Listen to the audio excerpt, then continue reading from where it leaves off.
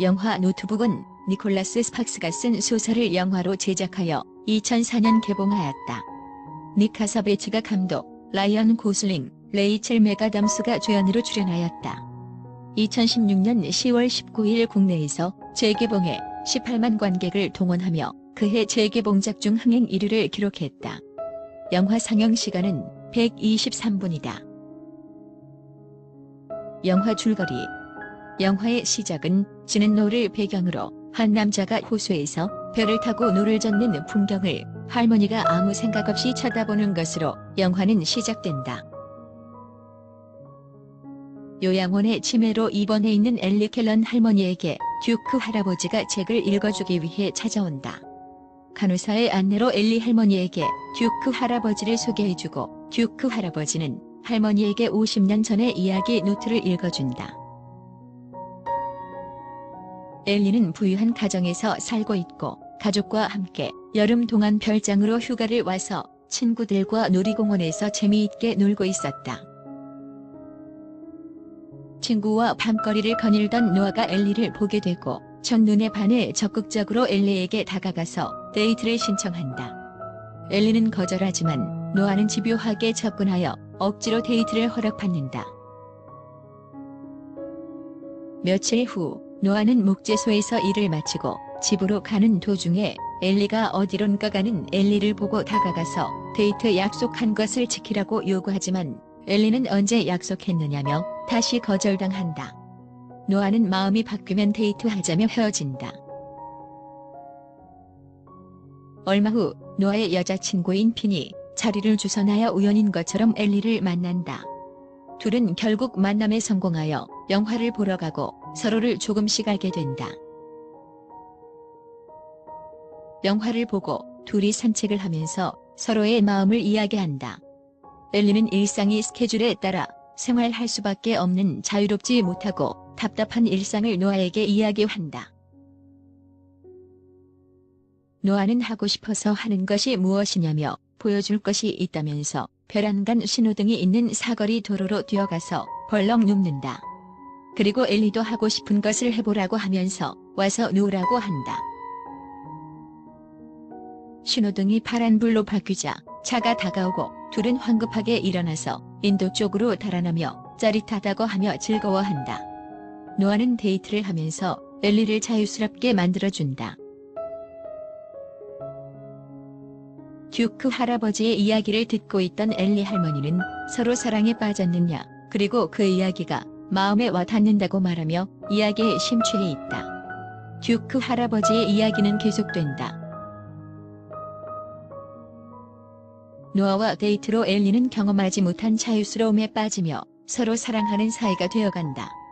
엘리는 노아가 일하는 목재소를 찾아가서 기다리기도 하여 만나고 아이스크림도 사 먹으며 재미있어하고 호수에서 물놀이도 하는 등 항상 붙어 지내게 된다. 그러는 중에도 서로 살아온 과정이 다른 환경 탓인지 다툴 때는 열정을 다하여 다투기도 한다.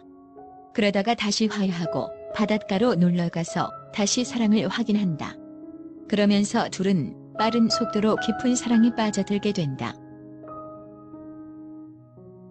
그러던 어느 날 밤, 노아가 엘리를 집에 데려다 주는데 엘리의 아빠가 그 모습을 지켜보게 되고 엘리에게 일요일에 노아를 식사 초대하라고 한다. 일요일에 초대받은 식사 자리에서 직업이 뭐냐, 얼마나 버느냐, 엘리와 진지하게 사귀느냐 등의 질문을 받게 되는데 노아는 많은 돈은 아니지만 불만 없이 일하고 대부분을 안 쓰고 모으며 진지하게 사귄다고 대답한다. 그러나 엘리의 부모가 못마땅하게 여기는 것을 알면서 계층 간의 격차를 느낀다. 그 식사 자리가 끝난 후에 엘리의 부모님들은 엘리가 정신을 못 차렸다고 생각하며 저러다가 상처받을까 노심초사하게 된다. 그렇게 노아의 존재를 부정하고 노아한테서 떼어내려고 한다. 그 후 노아가 돈을 모아서 사들일 생각을 가지고 있는 낡고 비어있는 윈저 저택에서 엘리와 데이트를 하게 되는데 미래에 대한 이야기도 나눈다. 하얀 집에 그림을 그릴 수 있는 공간, 파란 벽에 햇살이 들어오는 넓은 창 등을 서로 이야기로 그리면서 밤은 깊어간다. 한편 엘리의 집에서는 새벽 2시가 넘어도 들어오지 않자 엘리의 부모는 경찰에 신고를 한다. 결국 폐허가 된 윈저 저택을 찾게 되고 엘리는 노아와 함께 엘리의 집으로 간다. 집으로 들어간 엘리는 아버지가 있는 방으로 들어가고 노아는 거실에서 기다리고 있었다. 엘리의 엄마는 노아에 대하여 밑바닥 인생이라는 등 좋지 않은 이야기를 하면서 헤어질 것을 엘리에게 종용한다. 그 말을 밖에서 노아는 듣고 있었고 돌아가려는 노아를 엘리는 따라 나와서 노아를 위로하고 같이 있기를 원하지만 노아는 서로를 위해서 헤어질 것을 말한다. 그러자 엘리는 화를 내면서 자기가 끝낼 거라면서 울면서 집으로 들어가 버린다. 그 다음날 엘리의 가족은 여름 휴가를 일찍 마무리하고 집으로 가게 되고 노아와 엘리는 원래의 생활로 돌아간다.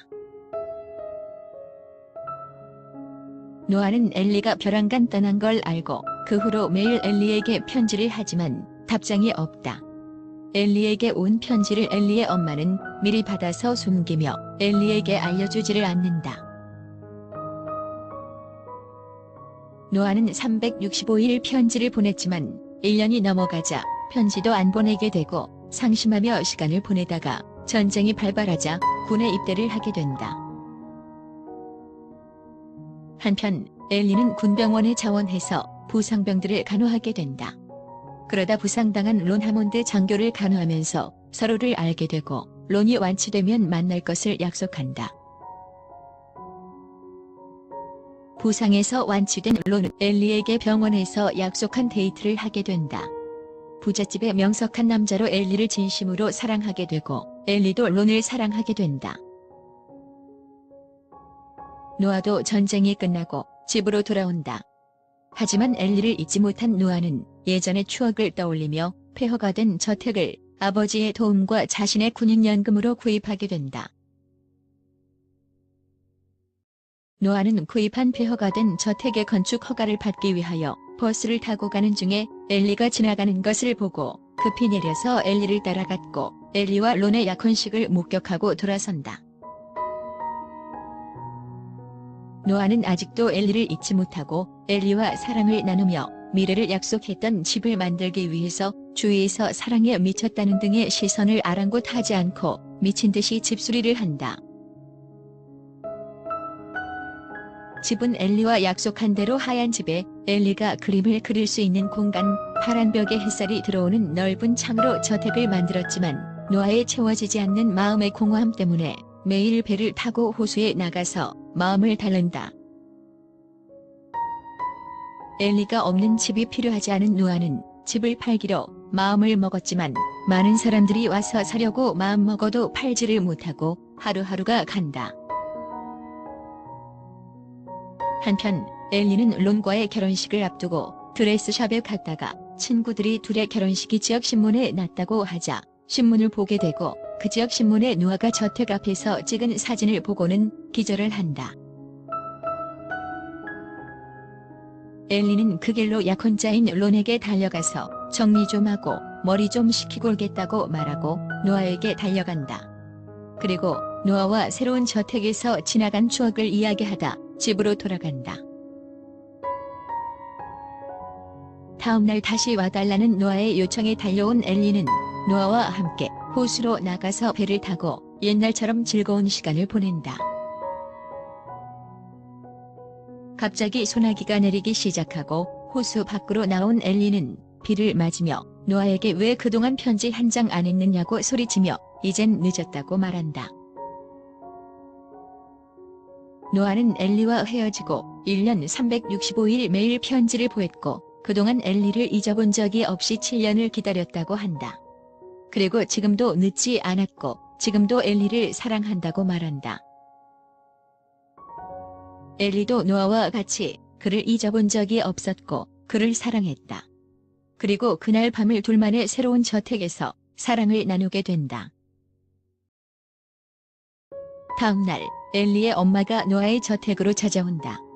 엘리의 엄마는 밖으로 엘리를 불러놓고 자신의 과거를 이야기하며 자신도 지금의 남편을 잘 선택했고 지금도 사랑한다고 말해주며 엘리에게 신중하게 선택하라고 조언해준다. 그리고 노아가 365일 하루도 빠지지 않고 보냈던 편지 뭉치를 차 트렁크에서 꺼내어 엘리에게 돌려주면서 엘리도 자신과 같이 올바른 선택하기를 바란다고 거듭해서 말해주고 먼저 떠난다. 쑥스럽게 편지 뭉치를 들고 노아에게 다시 돌아온 엘리는 약혼자인 론을 생각하면서 떠나려 하지만 노아는 엘리의 그런 행동에 화를 내며 자신은 아직도 사랑하고 있으니 그냥 있으라고 한다. 그 일로 또 서로 다투고 서로의 마음의 상처를 받으면서도 노아는 엘리에게 30년 후, 40년 후 누구와 함께해야 행복한지 생각해보고 그것이 약혼자인 론이라면 가라고 한다. 결국 엘리는 노아를 두고 떠나지만 집으로 돌아가던 중에 차를 잠시 세우고 편지를 읽어본다. 그리고 울음을 터뜨린다. 노아는 그날 밤 만취가 되어 잠이 들고 엘리는 약혼자인 론에게 돌아가 한때 정말 사랑했던 남자가 있다고 말한다. 그런데 당신을 너무나도 사랑한다고 하며 운다. 약혼자 론은 엘리를 보며 그 남자와 함께 있었던 당신을 상상하면 화가 치밀어 오르지만 난 그래도 당신을 놓치고 싶지 않다며 세 가지 선택이 있는데 그놈을 쏴 죽이거나 반쯤 죽여놓거나 아니면 당신과 헤어지는 것. 그러나 무엇을 선택해도 당신을 잃으니 내 사람이 되어달라고 애원하고 엘리는 그렇게 하겠다고 말한다. 여기서 듀크 할아버지는 이야기를 마무리하려고 둘은 행복하게 살았다고 말하자 앨리슨 할머니는 누구랑 살았느냐고 물으면서 자신은 안다고 말한다. 듀크 할아버지는 이야기를 계속한다. 그 다음날 차 소리에 잠에서 깬 노아는 발코니로 뛰쳐나오고 짐을 싸들고 자신에게 다시 돌아온 엘리를 만나게 된다. 17살 청춘에 만나 서로를 통해 사랑을 배운 노아와 엘리는 그렇게 다시 만나게 된다. 그 이야기를 듣고 있던 앨리슨 할머니는 심각한 표정으로 눈물을 흘리면서 이제야 알겠다며 그게 우리였다고 말한다. 엘리 할머니의 기억이 되살아난 순간이다. 이야기의 노아와 엘리는 50년 전의 듀크와 앨리슨이었다. 수십 년 후 치매의 병을 앓게 되어 노아를 알아보지 못하는 엘리와 그런 엘리에게 자신을 기억해내게 하기 위해 끊임없이 자신들의 이야기가 담긴 노트북을 읽어주던 노아와 이야기를 듣던 엘리는 눈물을 흘리며 서로 끌어안고 사랑한다고 말한다. 그리고 앨리슨 할머니는 내가 얼마나 정신을 잃었는지, 언제까지 괜찮은지, 아이들은 잘 있는지, 그리고 사랑한다고 전해달라 말한다. 노아 할아버지는 정신을 잃은 지는 5분도 안 되었다고 대답해주고 애들도 잘 있다. 아이들에게 사랑한다고 전해주겠다고 답해준다. 그것도 잠시 앨리슨 할머니는 다시 기억을 잃고 흥분해서 노아를 쏘아보면서 당신은 누구냐며 난리를 치고 의료진들이 달려와 엘리에게 주사를 놓으며 진정시킨다. 그 모습을 지켜보는 노아의 마음은 너무 아프기만 하다. 결국 엘리는 독립된 병동에 갇히게 되고 엘리를 당분간 볼 수 없다는 말을 듣고 노아 할아버지도 건강이 악화되어 쓰러지게 된다.